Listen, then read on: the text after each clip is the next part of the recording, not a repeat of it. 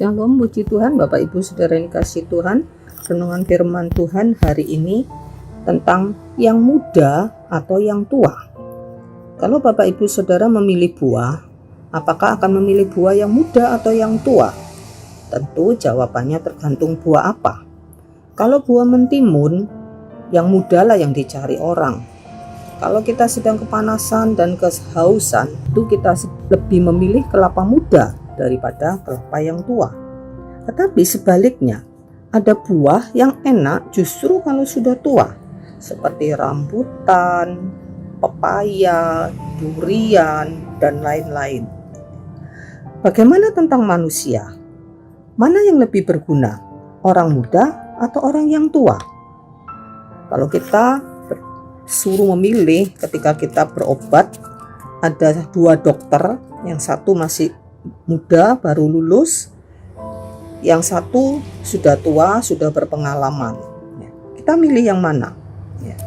Bapak Ibu Saudara yang dikasihi Tuhan, pembedaan atas orang yang muda dan tua terjadi dalam segala urusan.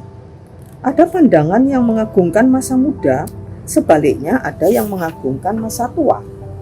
Pandangan yang mengagungkan masa muda berkata, yang berguna bagi masyarakat adalah orang muda, sebab orang muda masih produktif, kreatif, berpikir dinamis, dan secara fisik kekuatannya lebih prima. Benarkah demikian?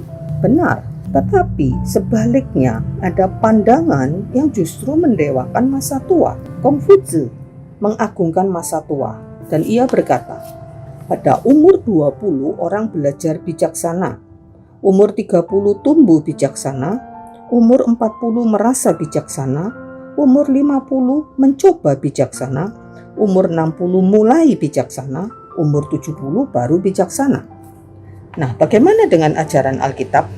Apakah Alkitab mengungkapkan salah satu masa muda atau masa tua yang lebih penting? Pertama, tentang masa muda. Pengkhotbah 11 ayat 9 menuliskan, bersukarialah dalam kemudaanmu. Biarlah hatimu bersuka pada masa mudamu dan turutilah keinginan hatimu dan pandangan matamu.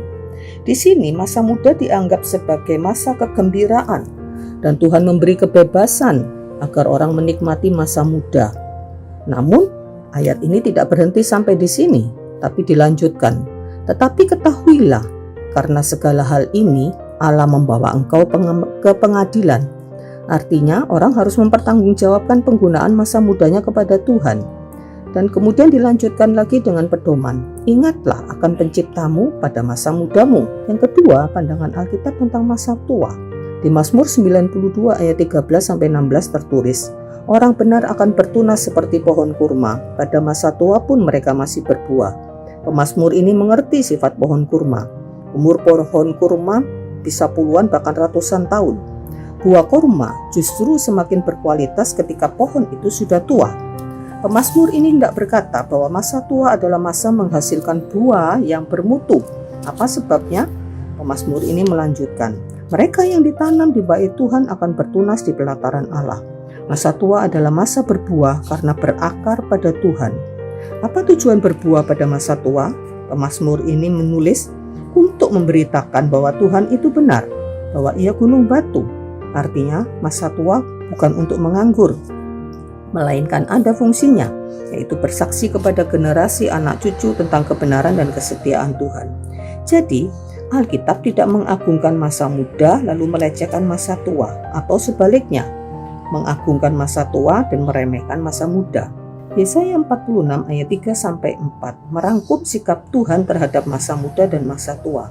Hai orang-orang yang kudukung sejak dari kandungan, yang kujunjung tinggi sejak dari rahim, sampai masa tuamu aku tetap dia, dan sampai masa putih rambutmu aku menggendong kamu. Aku telah melakukannya dan mau menanggung kamu terus. Aku mau memikul kamu dan menyelamatkan kamu. Tulisan Yesaya ini mempunyai beberapa makna.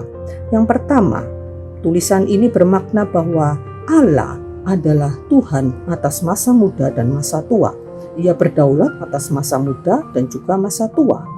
Dia adalah pemilik hidup kita di masa muda dan masa tua. Yang kedua, ayat ini merupakan pengakuan bahwa Tuhan memelihara hidup kita di masa muda sampai masa tua secara berkesinambungan. Tuhan hadir secara aktif sepanjang bentangan hidup kita. Perhatikan bahwa Yesaya sampai menggunakan 7 kata kerja untuk menggambarkan keaktifan Tuhan memelihara kita. Ia mendukung, menjunjung, menggendong, melakukan, menanggung, memikul, dan menyelamatkan. Ketiga, ayat ini berisi amanat agar masa muda dan masa tua dijalani dengan benar. Tuhan memberikan masa muda bukan supaya kita tenggelam dalam obsesi mengejar berbagai ambisi dan prestasi, kedudukan, kesenangan, materi, dan sebagainya. Di sini terkandung peringatan bahaya bahwa dalam masa muda kita begitu sibuk sehingga tidak mempunyai waktu untuk Tuhan dan orang lain. Ucapan Yesaya ini juga mengingatkan kita untuk menjalani masa muda bukan karena kekuatan sendiri, melainkan karena Tuhan menjunjung kita. Amanat ini juga memberi peringatan tentang masa tua. Tuhan memberi masa tua bukan supaya kita hanya melihat hal-hal yang jelek dan menjengkelkan dan menyesali masa lalu. Masa tua diberikan bukan untuk mengeluh sakit ini, sakit itu, atau kita bersungut-sungut, anak tidak perhatian, menantu jahat.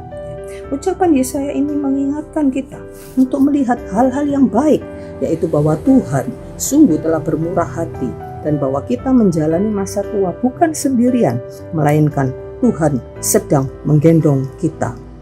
Baik terhadap masa muda maupun masa tua, Alkitab sama-sama menegur sekaligus menasehati dan menghibur bahwa baik masa muda maupun masa tua mempunyai bahaya dan keindahannya masing-masing.